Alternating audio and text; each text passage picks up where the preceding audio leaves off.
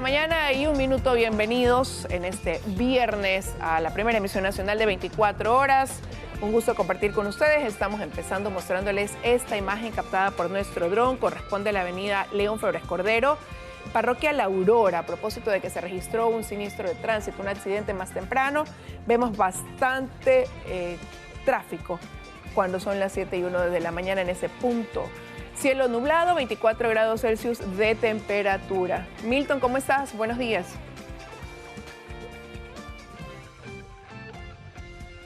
Liz, amigos, buenas noches. Buenos días. Noches en Asia, en África. Buenos días en el continente americano. Qué gusto saludarte, Liz. ¿Cómo estás? Bien, bien. Siempre celebrando lo recursivo que eres. Hay que sacársela como uno pueda.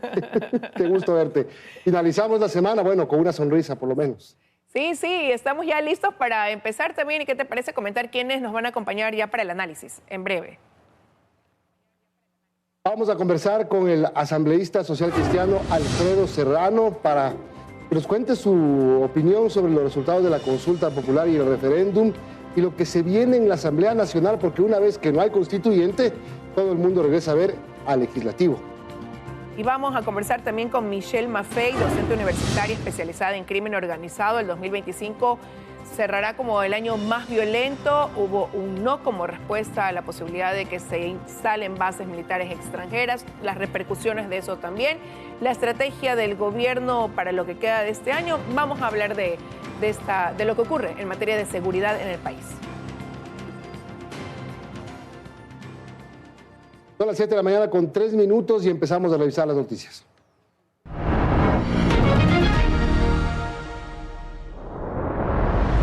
Natalie Morillo, la nueva ministra de Gobierno, fue electa de la mano de ADN como asambleísta por Pichincha.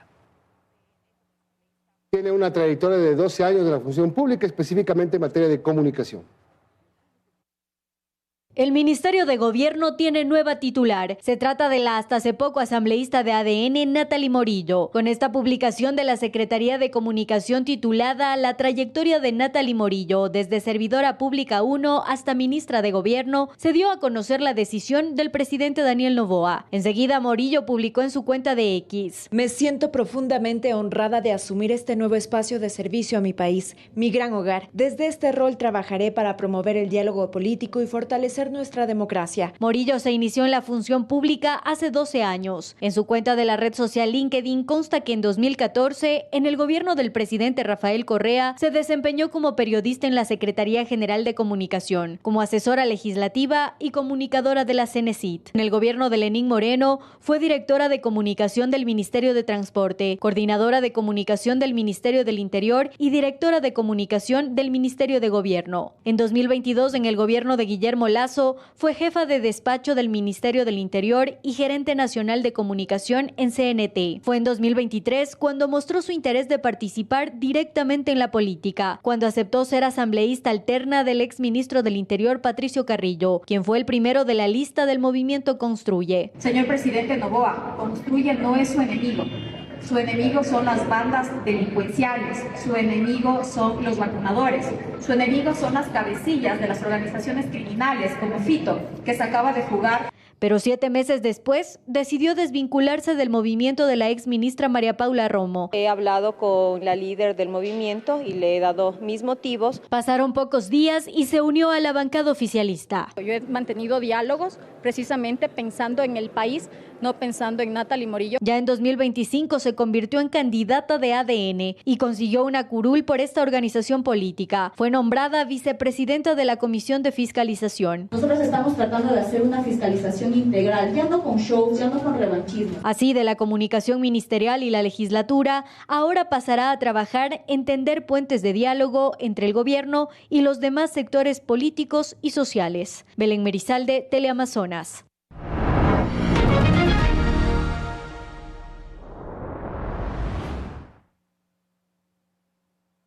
Un nuevo hecho violento ocurrió en la provincia de Santa Elena, cobró la vida del dueño de un medio digital.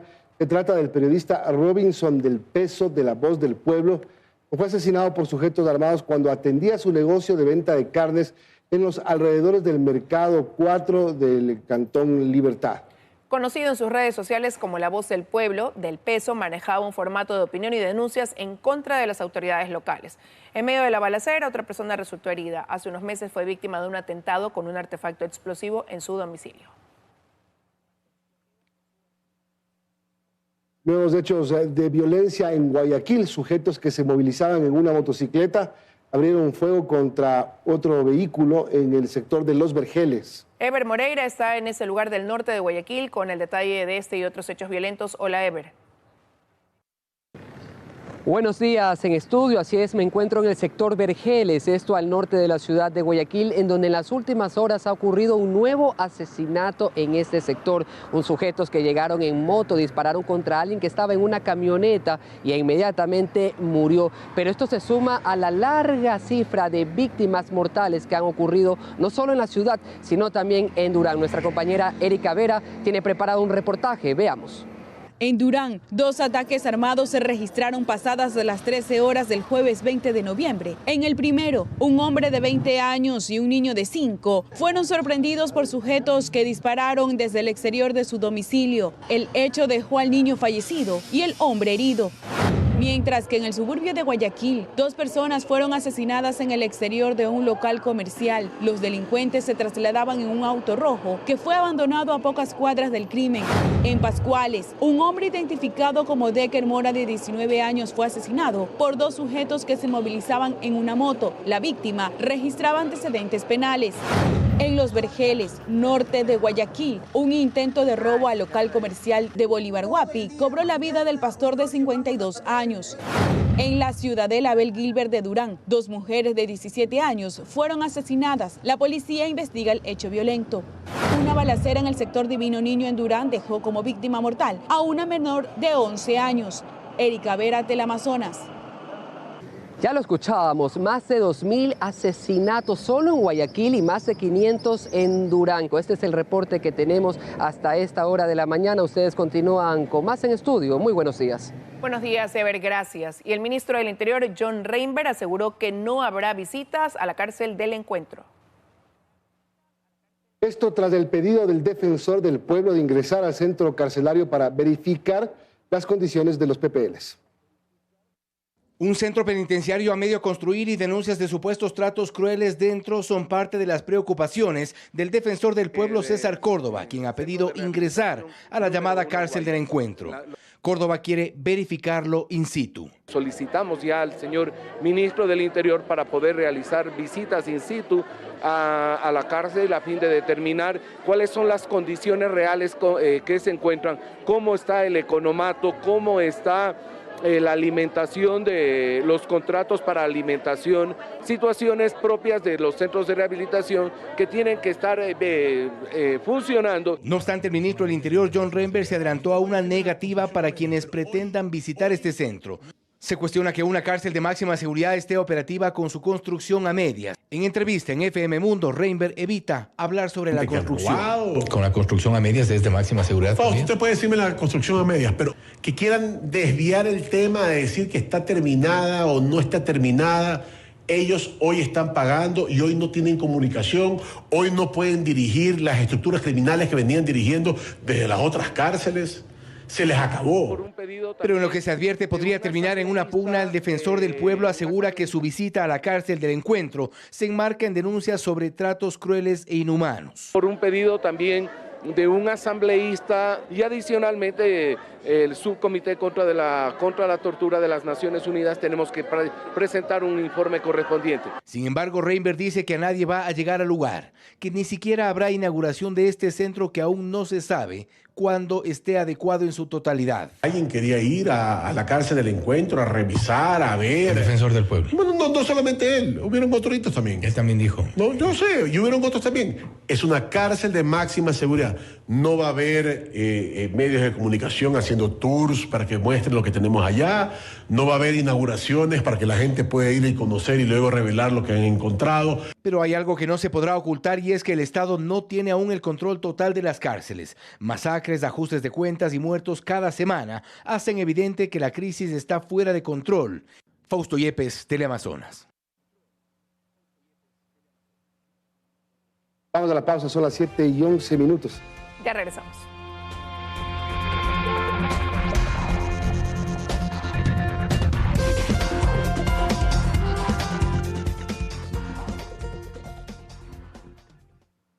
Seguimos, son las 7:15. Durante la campaña del referéndum y la consulta circularon en redes videos falsos, la mayor parte creada con inteligencia artificial. Según plataformas de verificación, más de un centenar de estos contenidos influyó en la conversación pública y podría impactar futuros procesos electorales.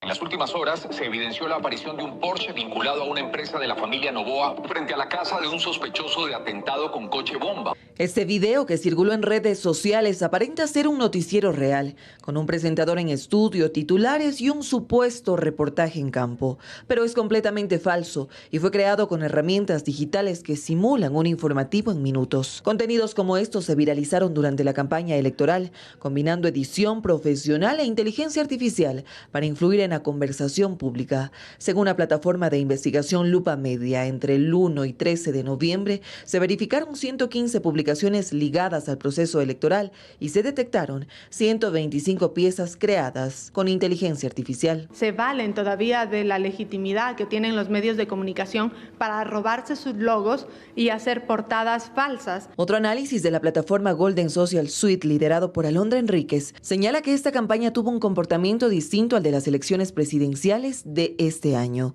cuando la desinformación dominó el debate en redes sociales. La desinformación salió directamente de una estructura muy bien pensada, es decir, había una estrategia detrás de posicionar el contenido con inteligencia artificial. Ambas especialistas advierten que estos contenidos no desaparecerán, pero el desafío es identificarlos a tiempo y promover consumo responsable de información. Ismenia Solórzano, Teleamazonas.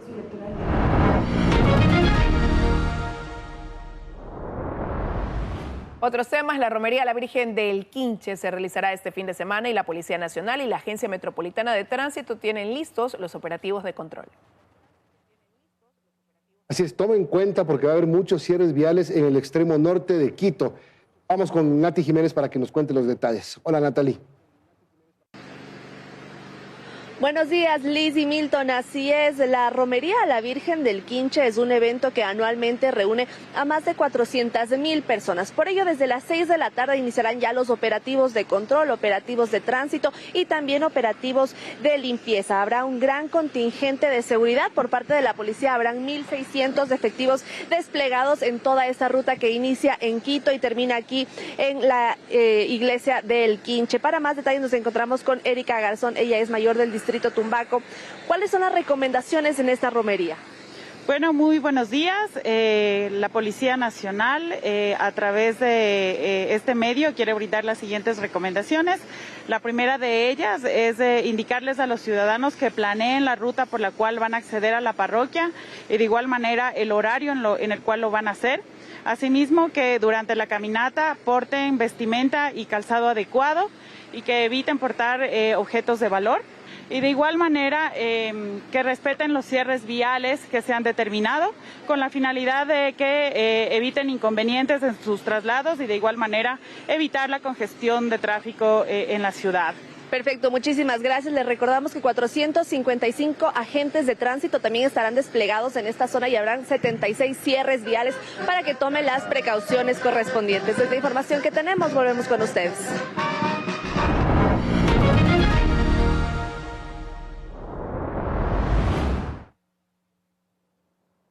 Bueno, y enseguida les dejamos las cuentas claras, les explicamos cómo funciona el sistema regulado de tasas de interés en el país. Sí, cómo funciona su nivel actual y qué implica para la economía en hogares y el tejido productivo, se lo contamos. Hola con todos.